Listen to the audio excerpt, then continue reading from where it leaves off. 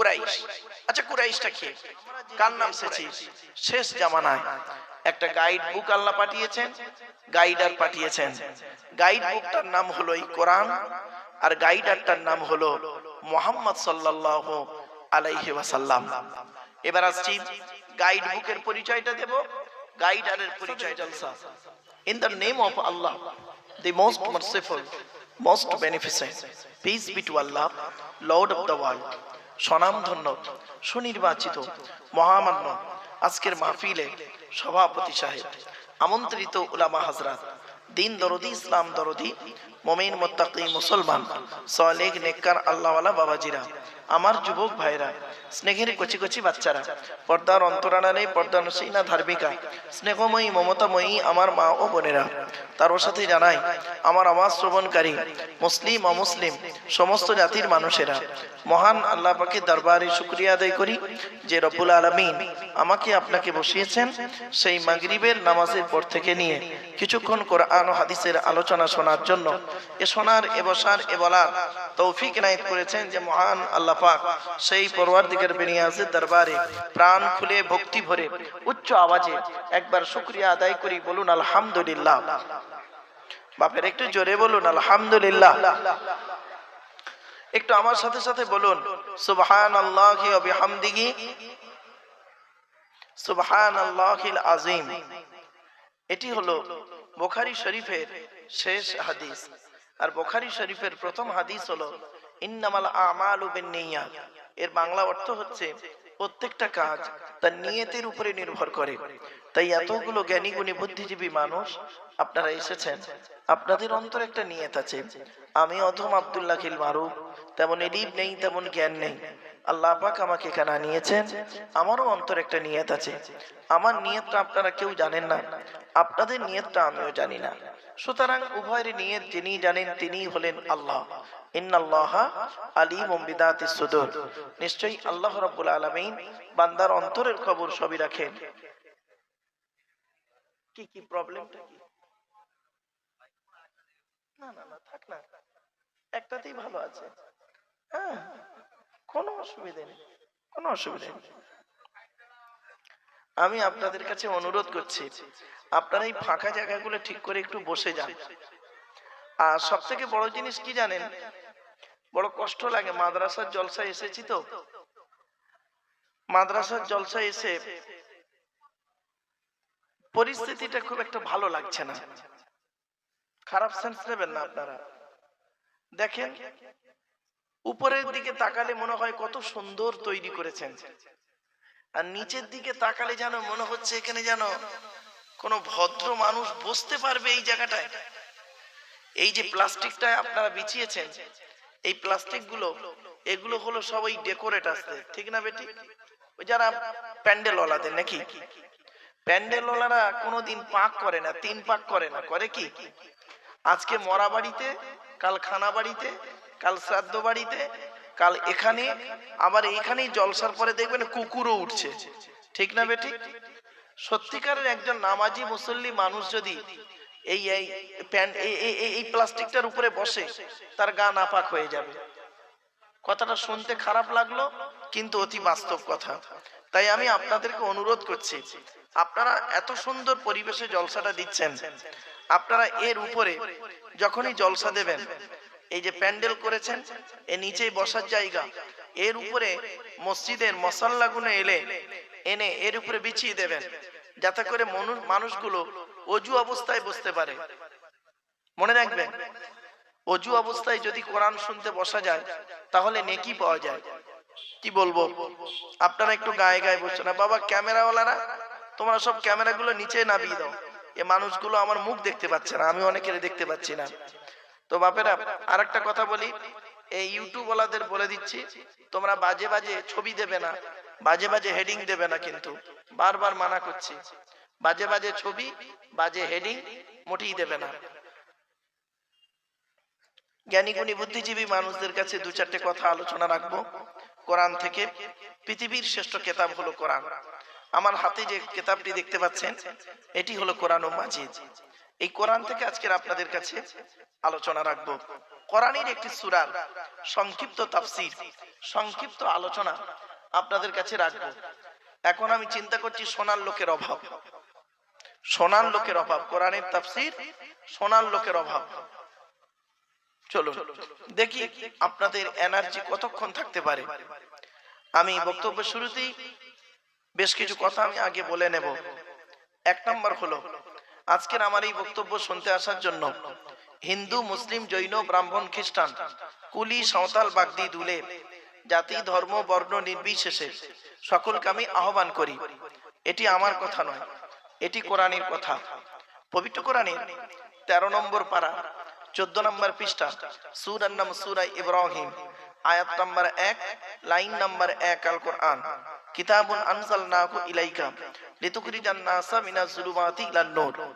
আল্লাহ পাক কোরআনে বলেন, নবী তোমার উপরে একটি কিতাব অবতীর্ণ করেছে, আর এই কিতাবের দ্বারাই যে সমস্ত মানুষরা অন্ধকারের মধ্যে পড়ে আছে, নোংরার মধ্যে পড়ে আছে, ওদেরকে টেনে টেনে বের করে আলোর দিকে নিয়ে এসো। সেজন্য আমরা বলি কোরআন মানুষকে দেয় আলো। আলোচনা শুরুতেই আপনাদেরকে বলছি, কোরআনের আলোচনা হবে।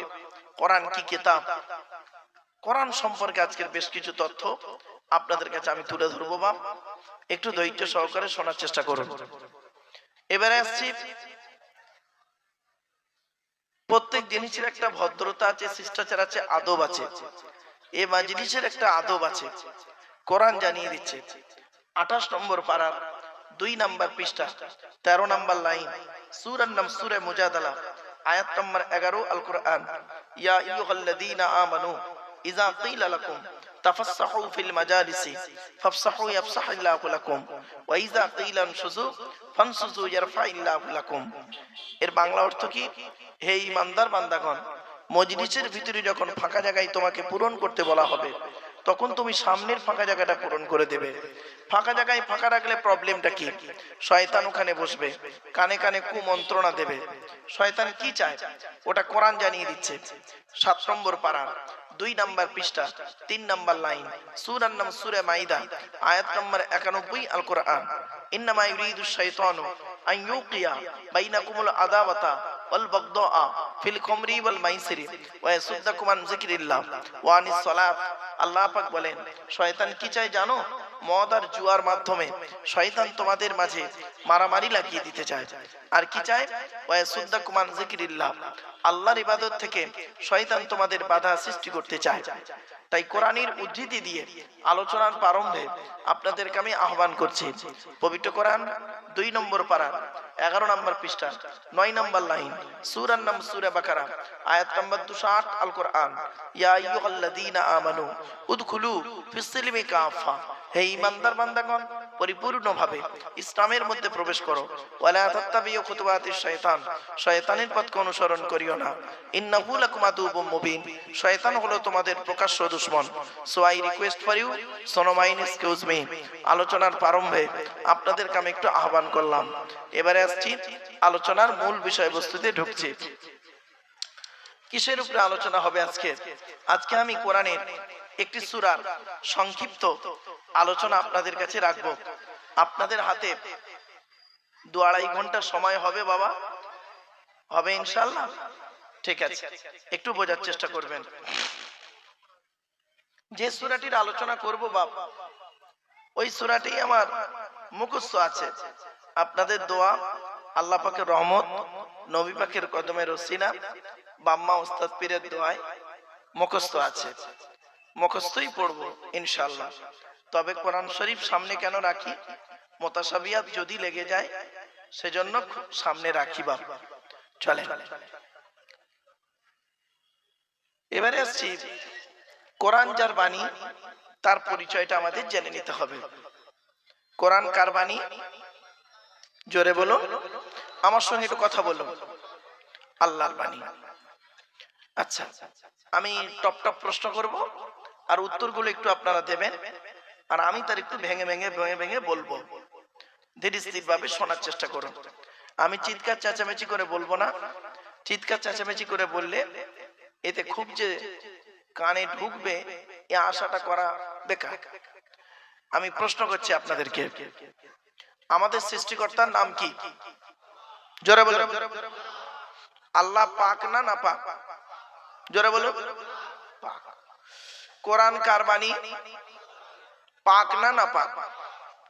মসজিদ কার ঘর? পাক না না পাক? বাহ, কি দাঁড়ালো?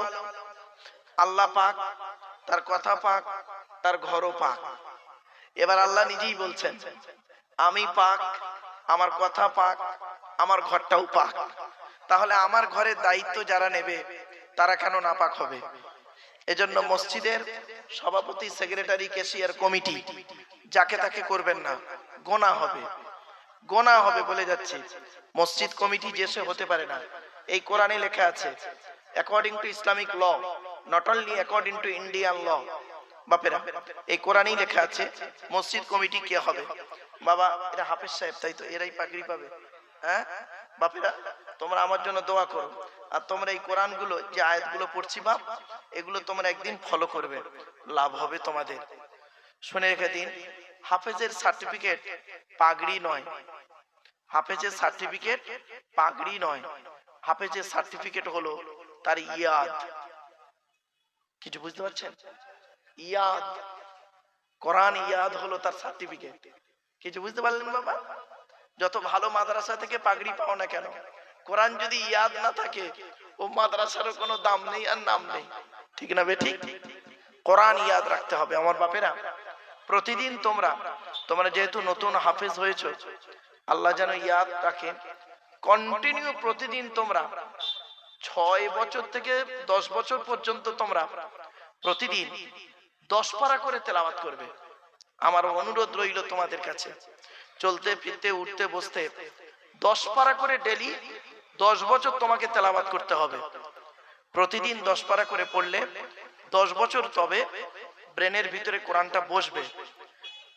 আরো 10 বছর করবে কি 5 পারা করে পড়বে, দেখবে কোরআন ঠিক থেকে যাবে। অনেক সময় দেখা যায় 30 বছর আগে হাফেজ হয়েছে, এখন সে কোরআন তার ইয়াদ নেই, সব ভুলে গেছে বাপ। এজন্য কোরআন মুখস্থ করা খুব সহজ, ইয়াদ রাখাটা খুব কঠিন।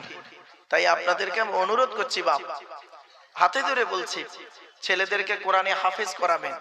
হাফেজ করালে কি লাভ আসুন আলোচনা করতে করতে আমি সব বলবো ইনশাআল্লাহ।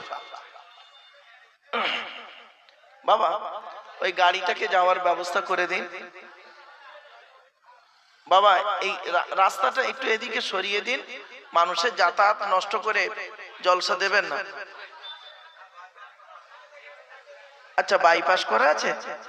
আচ্ছা আচ্ছা, ঠিক আছে, যাতে বাবা কোনো ডিস্টার্ব না হয়। বাপেরা শুনে নিন, ডিস্টার্ব যাতে না হয় সে চেষ্টা করুন।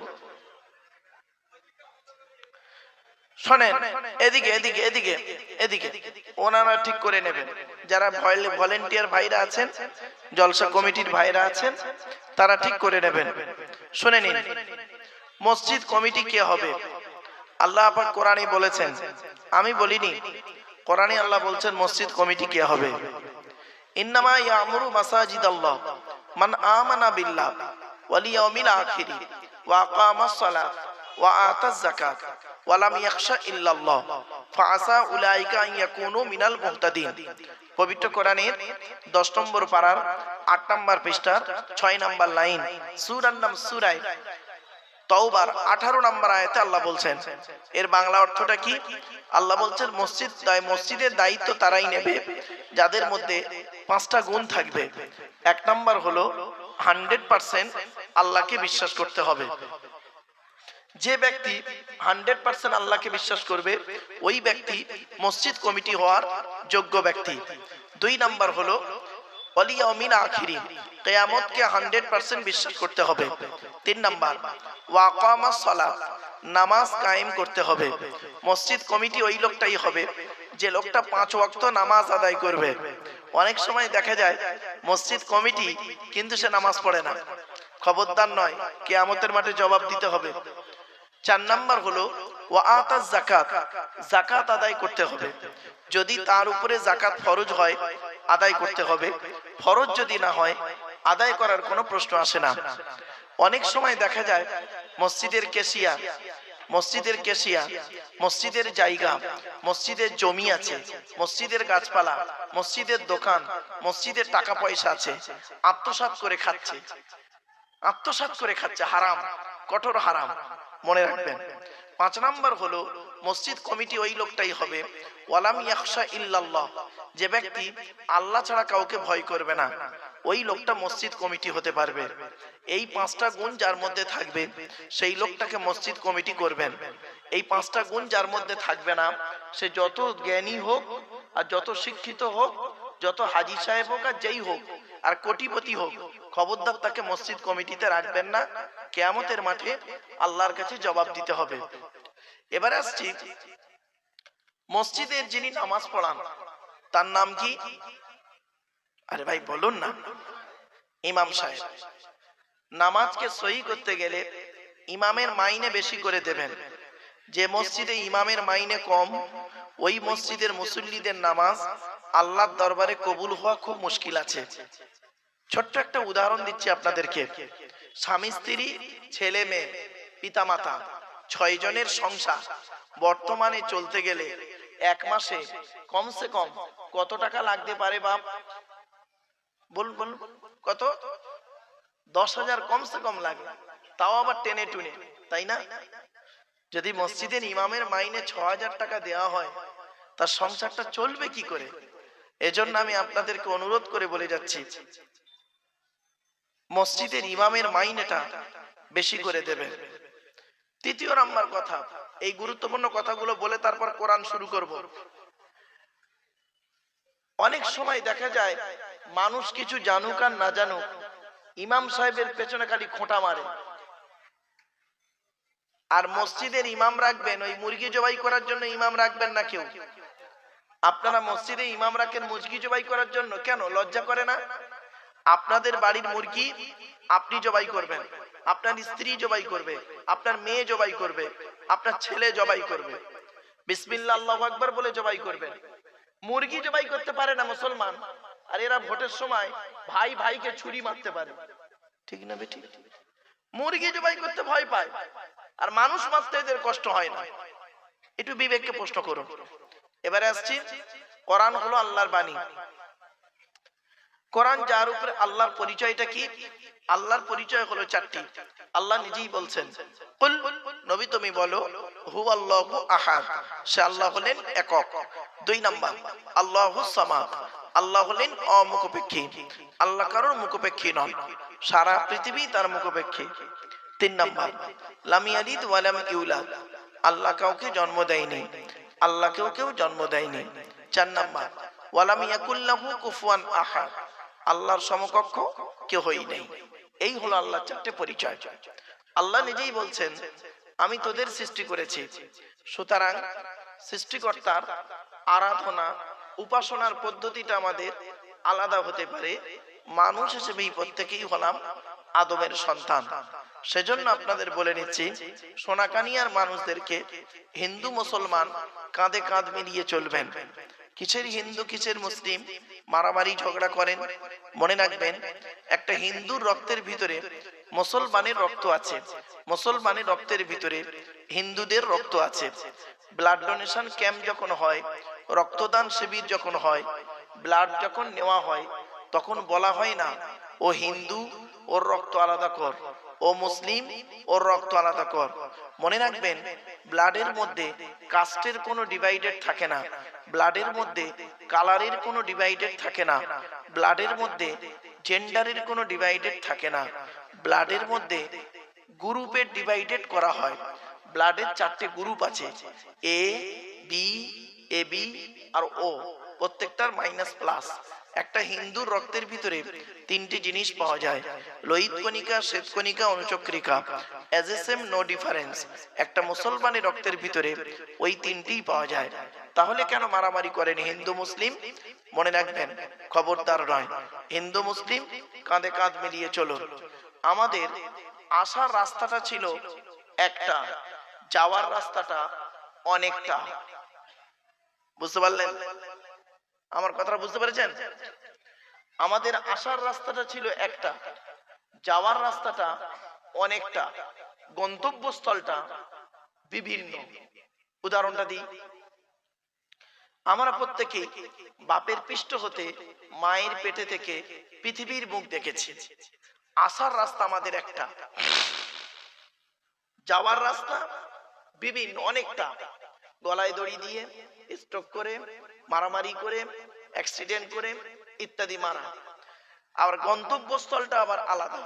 কেউ যাবে শ্মশানে, কেউ যাবে কবরে, কেউ যাবে গর্তে, কেউ বাঘের পেটে, কেউ নদীতে ডুবে, কেউ আগুনে পুড়ে ছাই হয়ে। ক্লিয়ার? এটা যেন মাথায় থাকে। এরপরে সৃষ্টিকর্তা বলছেন, এই পৃথিবীতে তোর দেহের মধ্যে চারটে জিনিস গুরুত্বপূর্ণ। এক নাম্বার হলো ব্রেন, দুই নাম্বার হলো হার্ট, তিন নাম্বার হলো লিভার, চার নাম্বার হলো কিডনি। এই চারটে জিনিস ঠিক রাখবি। তারপরে বলা হচ্ছে তোর দেহের মধ্যে 9টা ছিদ্র দিয়েছি। কটা ছিদ্র? 9টা ছিদ্র দিয়েছি। এই 9টা ছিদ্রে যে কোনো একটা ছিদ্র দিয়ে আত্মা আমি বের করে নিই। 9টা ছিদ্র কি কি? 2 চোখ, 2 কান, 2 নাক, 6টা, একটা গাল, 7টা, সামনে পেছনে। এই 9টা ছিদ্রের যে কোনো একটা ছিদ্র দিয়ে আমি আত্মা বের করে নিই। অনেক মানুষ দেখবেন মারা গেছে, পেশাব ফিরে ফেলেছে। অনেক মানুষ মারা গেছে, পায়খানা ফিরে ফেলেছে। অনেক মানুষ মারা গেছে, চোখটা চেয়ে আছে। অনেক মানুষ মারা গেছে, গালটা হাঁ করে আছে, ইত্যাদি ইত্যাদি। সৃষ্টিকর্তার কাছে এই কামনাই করবেন, ইমানের সহিত যেন মৃত্যু দেয় আল্লাহ। কিছু বুঝতে পারছেন আমার বক্তব্য? ইমানের সহিত যেন মৃত্যু হয়। মুমিন ব্যক্তির আত্মাটাকে, যে ব্যক্তি আল্লাহকে বিশ্বাস করে, নবীকে বিশ্বাস করে, মুমিন ব্যক্তির আত্মাটাকে আল্লাহ পাক এমন ভাবে বের করে নেয় ও নিজেই বুঝতে পারে না। জোরে বলুন সুবহানাল্লাহ। এবারে আসছি, তিনটে জিনিস হলো অমিল। কি বললাম? অমিল। আমি একজন পুরুষ, এতগুলো মানুষ দাঁড়িয়ে আছেন, বসে আছেন, পুরুষ আপনারা। আপনাদের মধ্যে আমার ভিতরে তিনটে জিনিস আলাদা। আপনারও আলাদা, আমারও আলাদা। এক নাম্বার, ব্লাড গ্রুপ আলাদা। আমার বি পজিটিভ, ভাইয়ের ও পজিটিভ, এ ভাইয়ের ও মাইনাস, ইত্যাদি। দুই নাম্বার, কোরআন বলছে আলাম নাজআল লাহু আইনাইনি, আমি কি তোর দুটো চোখ দান করি নাই? প্রত্যেকের চোখের রেটিনা আলাদা। আধার কার্ড যখন করেছিলেন তখন অফিসাররা আপনাদের বলেছিল, মনে আছে, চোখটাকে বড় করে চামতো, বলেছিল না? কারণটা কি? মনে রাখবেন, এই পৃথিবীতে মানব দেহের মধ্যে চোখের সঙ্গে কারোর চোখের কোনো মিল নেই। এই চোখের রেটিনা প্রত্যেকের আলাদা। এজন্য খুনিকে আইডেন্টিফাই করা হয় তার চোখের রেটিনা দেখে। আলহামদুলিল্লাহ, নারায়ে তাকবীর, নারায়ে তাকবীর। আওলাদে মুজাদ্দিদে জামান, আওলাদে মুজাদ্দিদে জামান, নারায়ে তাকবীর। আলহামদুলিল্লাহ। যাই হোক, আমার পরবর্তী বক্তা ফুরফুরা শরীফ থেকে আগত, তিনি এসে গেছেন। তার জ্ঞানগর্ভ বক্তব্য আপনারা শুনবেন। আপনাদেরকে অনুরোধ করে বলি, তার জ্ঞানগর্ভ বক্তব্য আপনারা শুনবেন। তিনি কিছুক্ষণের মধ্যে স্টেজে আসবেন। তার আগে আমি কয়েকটা কথা আপনাদের বলে নিচ্ছি। তো এক নাম্বার হলো ব্লাড আলাদা, ব্লাড গ্রুপ। দুই নাম্বার হলো চোখের রেটিনা আলাদা। তিন নাম্বার হলো ফিঙ্গারপ্রিন্ট আলাদা। ঠিক না বেটি? ফিঙ্গারপ্রিন্ট আলাদা। এরপরে আল্লাহ বলছে, বান্দা, এই পৃথিবীতে আমি যুগে যুগে নবী পাঠিয়েছি, রসুল পাঠিয়েছি, কিতাব পাঠিয়েছি, মানুষকে সঠিক পথে চালনা করানোর জন্য। তো যুগে যুগে নবী এসেছেন, রসুল এসেছেন, কিতাবও এসেছেন, গাইড বুক এসেছেন, গাইডার এসেছেন। চলুন, আমরা যে যুগে এসেছি, শেষ জামানায় একটা গাইড বুক আল্লাহ পাঠিয়েছেন, গাইডার পাঠিয়েছেন। গাইড বুকটার নাম হলো এই কোরআন, আর গাইডারটার নাম হলো মুহাম্মদ সাল্লাল্লাহু আলাইহি ওয়াসাল্লাম। এবার আসছি, গাইড বুকের পরিচয়টা দেব, গাইডারের পরিচয়টা দেব। গাইড বুকের পরিচয়টা কি? প্রথমে কোরআনের পরিচয়টা দিই। কোরআনের পরিচয় হলো, এ কোরআন আল্লাহর তরফ থেকে জিবরাইলের মাধ্যমে হযরত মুহাম্মদ সাল্লাল্লাহু আলাইহি ওয়াসাল্লামের উপরে আরবের মক্কা নগরের নিকটবর্তী একটি গুহা, গুহাটির নাম হলো হেরা। হেরা নামক গুহাতে 610 খ্রিস্টাব্দে 1 ফেব্রুয়ারি সোমবার কোরআনের প্রথম আয়াত নাজিল হলো। ইকরা, রিড, পড়ো পড়ো। কোরআনের 82 থেকে 83 জায়গায় আছে নামাজের কথা, আর 92 জায়গায় আছে লেখাপড়ার কথা। এজন্য লেখাপড়ার প্রতি গুরুত্ব দেবেন আপনারা বেশি করে। চলো, এ কোরআনের ভিতরে কি আছে? 30টা পারা, 540টা রুকু, 114টা সূরা, 14 থেকে 15 খানা সাজদা, 7টা মানজিল, 8 থেকে 12 খানা সাক্তা, 6666টা আয়াত অথবা 6236টা আয়াত, 3,23,215টা অক্ষর। এ কোরআন 22 বছর 9 মাস কয়েকদিন, কম বেশি 23 বছর ধরে কোন ঘটনাকে কেন্দ্র করে, কোন ব্যক্তিকে কেন্দ্র করে, কোন বস্তুকে কেন্দ্র করে, কোন জায়গাকে কেন্দ্র করে কোরআনের আয়াতগুলো অবতীর্ণ হয়েছে।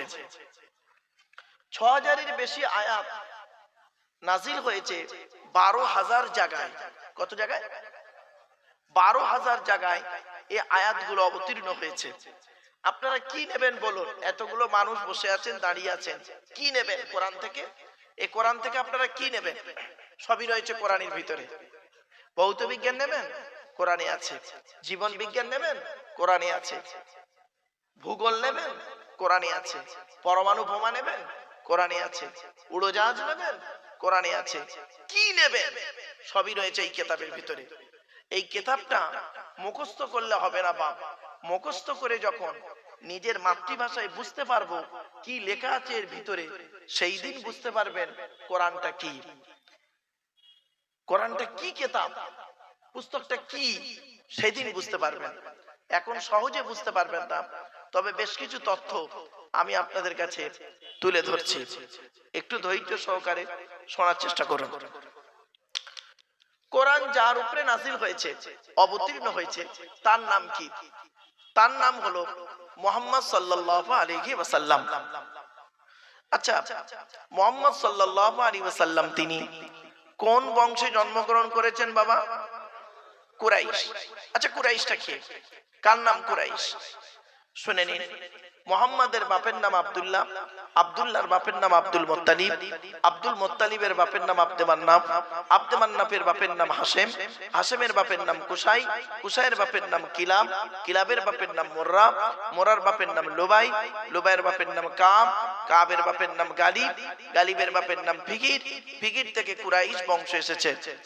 নবীর বাপের নাম আব্দুল্লাহ, মায়ের নাম আমিনা, দাদার নাম আব্দুল মুত্তালিব, দাদির নাম হলো নেতিলা বিনতে খব্বাব ব্রাকেটে ফতেমা, কেউ বলেছেন সামিরা। নবীর নানার নাম আব্দুল ওয়াহাব জুবরি, নবীর নানির নাম হলো বারিরা বা বাররা, নবীর দুধমার নাম হলো হালিমা, নবীর দুধ বাপের নাম হলো হারেস, নবীর দুধ ভাইয়ের নাম আব্দুল্লাহ, নবীর বাপের নাম আব্দুল্লাহ, নবীর দুধ ভাইয়ের নাম আব্দুল্লাহ, দুটো জন এক করে ফেলবেন না। নবীর জন্ম 570 খ্রিস্টাব্দে। ইংরেজি কি মাস ছিল? 29 আগস্ট। আরবি মাস ছিল রবিউল আউয়াল মাস। 12 তারিখ মতান্তরে 9 তারিখ সোমবার সবিসা থেকে সময় আরবের মক্কা নগরী কুরাইশ বংশে নবীর জন্ম। নবীর বাপেরা হলো 10 ভাই, নবীর মায়েরা হলো 19 বোন, নবীর ফুপু হলো 6টা, নবীর ছেলে মেয়ে হলো 7টা। এই হলো নবীর সংক্ষিপ্ত পরিচয় আপনাদেরকে আমি দিলাম। নবীর বাপেরা 10 ভাই। কে কে? বড় বাপ, নবীর বড় চাচার নাম হলো হারেস, জুবায়ে, মুকাইয়ে, ফাইদা, জাইদা, আবুল আহাব, হামজা, আব্বাস, আবু তালেব। নবীর বাপ আব্দুল্লাহ। এখানে আবু জাহালের নাম নেই। আবু জাহাল নবীর নিজের চাচা নয়, নবীর চাচা আবু জাহাল নয়। তাহলে আবু জাহালটাকে, আবু জাহালের নাম হলো আবু মানে পিতা, এই পিতা, জাহাল মানে মূর্খ, মূর্খের পিতা। ওর অরিজিনাল নাম কি? ওর অরিজিনাল নাম হলো আমির বিন হিশাম। ওর বাড়ি কোথায়? সিরিয়ায়। ওর বাপ ছিল একজন মেথর, মা করতো কি? চরিত্রহীনা নারী। কি দাঁড়ালো? যার নাম হলো আমির বিন হিশাম, যার বাড়ি হলো সিরিয়ায়, যার বাপ হলো মেথর, মা হলো চরিত্রহীনা নারী, নবী তার লানতের সার্টিফিকেট দিল, মূর্খের পিতা, তুমি তাকে নবীর চাচা বলে ওয়াজ করলে, এটা কিন্তু ঠিক না, মাথায় রাখুন। এবার এসেছি একটা শিক্ষা প্রতিষ্ঠানে, শিক্ষা প্রতিষ্ঠানে ওয়াজ করতে এসেছি। শিক্ষা সম্পর্কে বেশ কিছু কথা আমি আপনাদেরকে বলবো, খারাপ সেন্স নেবেন না, দয়া করে বলছি। বিশ্বনবী মুহাম্মদ সাল্লাল্লাহু আলাইহি ওয়াসাল্লাম বলেছেন, এই পৃথিবী শুরু হয়েছে একদিন, এই পৃথিবী ধ্বংস হবে একদিন, ঠিক না বেঠিক? পৃথিবী ধ্বংসের কয়েক কটা লক্ষণ আমি আপনাদেরকে প্রথমত বলে নিই। এক নাম্বার, নবী বললেন পৃথিবী ধ্বংসের লক্ষণ হলো বিদ্যা সমাজ থেকে উঠে চলে যাবে। আইয়ুর ফাল ইল, সমাজ থেকে বিদ্যা উঠে চলে যাবে। আজ মাধ্যমিক, উচ্চ মাধ্যমিক, বিএ পাস, এমএ পাস, আলেম, হাফেজ, মাস্টার, ডাক্তার, ইঞ্জিনিয়ার, প্রফেসর বেড়ে গেল, বুড়ো বুড়ি বাম্মার অনেকে ভাতও দেয় না, খবরও নেয় না, ঠিক না বেঠিক? অতি বাস্তব কথা বলছি। মুহাম্মদ সাল্লাল্লাহু আলাইহি ওয়াসাল্লাম বলেছেন পৃথিবী ধ্বংসের লক্ষণ হলো নিকটবর্তী লোকের সঙ্গে মহব্বত থাকবে না, দূরবর্তী লোকের সঙ্গে মহব্বত তৈরি হবে। নিজের বাপের প্রতি ভক্তি শ্রদ্ধা নেই, কি হিন্দু কি মুসলিম, নিজের বাপের প্রতি ভক্তি শ্রদ্ধা নেই, স্ত্রীর পিতামাতার প্রতি ভক্তি শ্রদ্ধা খুব বেশি। নিজের মায়ের প্রতি ভক্তি শ্রদ্ধা নেই, স্ত্রীর মায়ের প্রতি ভক্তি শ্রদ্ধা খুব বেশি। নিজের মায়ের পেটের ভাইয়ের প্রতি ভালোবাসা নেই, স্ত্রীর ভাইয়ের প্রতি ভালোবাসা একটু বেশি। নিজের মায়ের পেটের বোনের প্রতি ভালোবাসা নেই, স্ত্রীর বোনের প্রতি স্নেহ মায়া মমতাটা একটু বেশি, ঠিক না ঠিক? কথাটা শুনতে হয়তো খারাপ, অতি বাস্তব কথা বললাম। যে শিক্ষা সমাজের উন্নতি করতে পারে না, সে শিক্ষার কোনো দাম নেই। তাই আপনাদেরকে অনুরোধ করে বলে যাচ্ছি, what is the definition of education? Education কাকে বলে? লেখাপড়া করলেই কি শিক্ষিত লোক? না। নামের পরে সে ডিগ্রি থাকলে শিক্ষিত লোক? না।